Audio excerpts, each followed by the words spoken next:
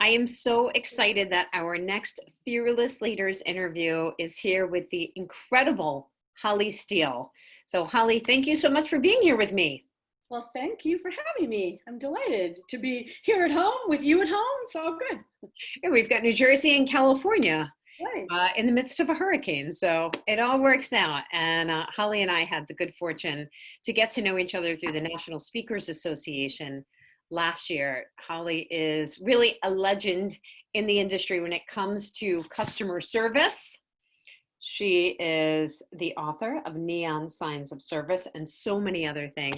And why I chose Holly is, Holly, you to me are the essence of fearlessness. And you were one of the first, if you were the first female concierge in the US, correct? I was, yes. Yeah. And so, what was it for you growing up that got you to this point of just saying, I'm going for it? I'm not going to let anything internally or externally slow me down. What a great question. I don't know if there is like one thing, but when you have fire in the belly and you have a desire and you have a passion, you just have to do it. It's not like you say, gee, I'm going to do it, even though, it's really hard. Yeah, everything's hard. You just do it. That I really live by the expression, successful people are afraid and do it anyway. Because I don't know that, that I'm fearless. I just do it anyway. And so, because the thing is, I really believe that I graduated from the school that said, if you don't ask, the answer is always no. If you don't put yourself out, if you're an artist, and I really kind of I think of myself as an artist more than a businesswoman, even though I have a business. Art is vulnerable, and art means opening up your heart and putting your heart on the outside so that someone else can have an experience. But when you come from that deeper place of heart and you put yourself out, something can happen. If you don't ever do that, then for sure nothing is going to happen. And even now in my life, I go through that exact same process. What if I put this out and no one likes it? All right, well, then I'll do something else. And then you just do something else. Because if you're an artist, you just keep on creating. That's what you do. Well, I love that. And actually, when we teach our courses on fearlessness, one of the things that we talk about in this section around courage is understanding your fears. And then once you recognize it's a fear, you can do whatever you want with it. Just like you can read a news story and say, okay, either I'm going to cry in a corner all day, or I'm just going to take it and put it over here and move about my day. And so I always like to say, ask yourself 3 questions whenever you know something gives you that sense of fear. Like you said, what if nobody likes it? Well, what's the worst thing that can happen? What's the best thing that can happen? And what is likely to happen? And if that worst thing you can tolerate, then go for it. And just like you said, put it out there in the world. Now, one thing I know you are very passionate about, and that you just created this beautiful new piece of spoken poetry that we'll be sharing as well, is around kindness to those in customer service. Talk to me a little bit about that journey for you.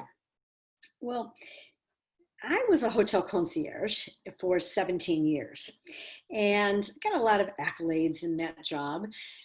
But being on the service side of things gave me an understanding and a compassion that is bottomless for people who do the kind of work where all day long you are saying hello and may I help you and how can I help and at your service and who's next and really knowing what it feels like to be that person.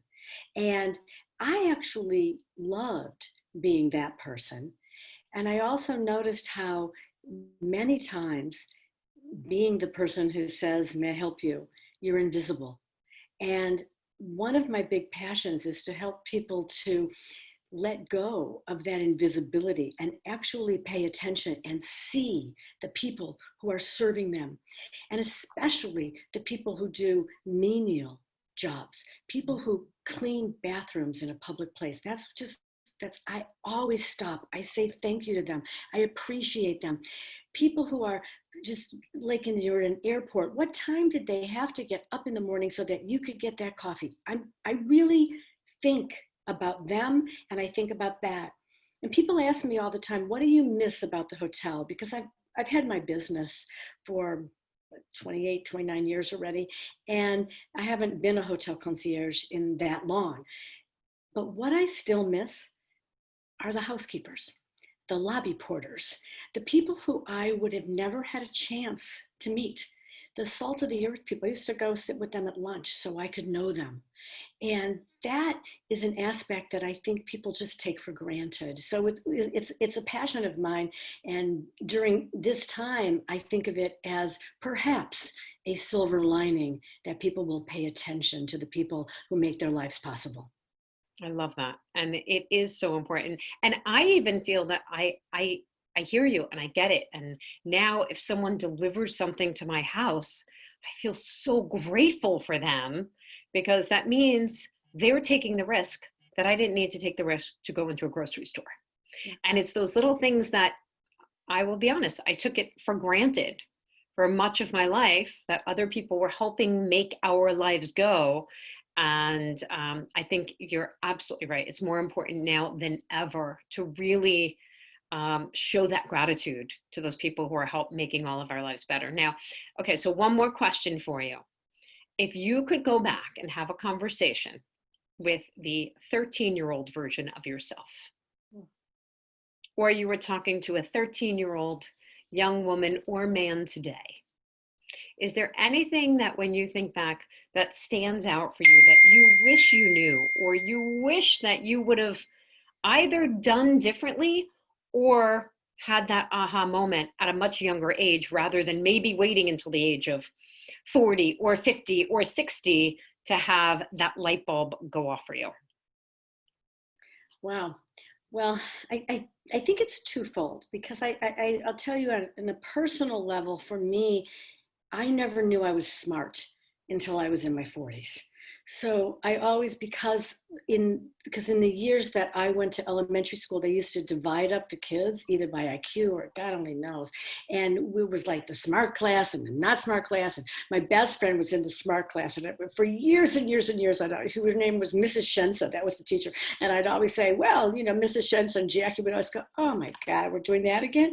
And so, I mean, it was always that, like, I wasn't smart. And until I was a hotel concierge and I realized how smart you have to be to really do all those things at once and take care of all those people and that was when I learned that I was smart.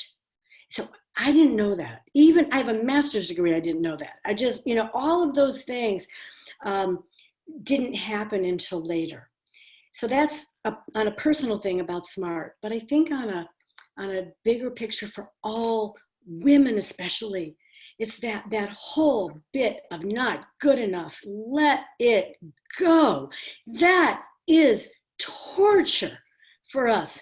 And to have become someone that I would like to be friends with has been such a gift. To become a woman that is not only good enough, but I really like her.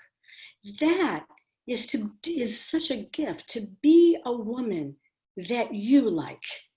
That's how to live your life, and none of the rest of it matters at all. I love that. And that is why I was so drawn to you when we first had the opportunity to meet last year, where there were thousands of people there and you just shone through the crowd. And I am so grateful to have a woman like you in my life inspiring me. And hopefully those words of wisdom will inspire many others as well. So thank you, Holly, so much for being our leader, our fearless leader that we're highlighting this week. Well, thank you so much. And back at you to have a woman who is so involved in helping other people. It's mutual. It always is. And it always needs to be. So thank you so much. Thank you.